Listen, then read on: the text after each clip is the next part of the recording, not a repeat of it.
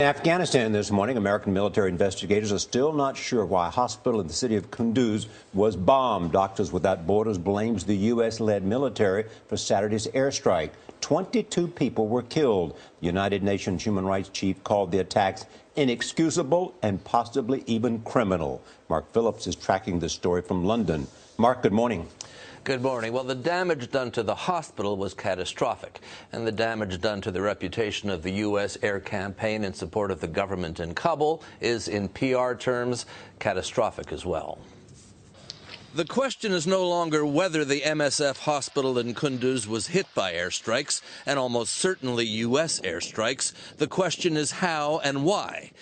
Doctors Without Borders, which has run the hospital, says both the government in Kabul and the United States knew where it was, and that the air raid continued even after they raised the alarm that the facility was being hit.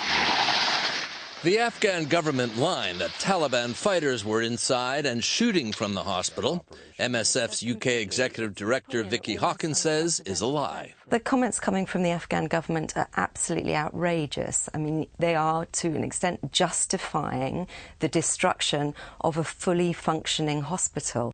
U.S. Secretary of Defense Ash Carter has promised an investigation.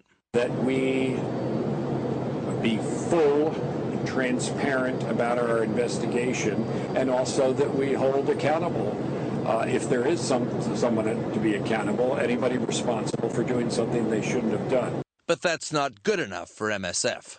We would like an independent investigation, and only then will we be in a position to make decisions about the future.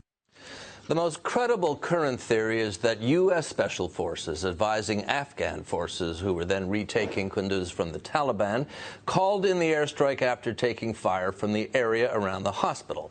But this is an issue that goes beyond Afghanistan. It comes at a time when the U.S. has been accusing Russia of imprecise targeting in Syria, and that makes this attack even more difficult to explain and to justify. Nora?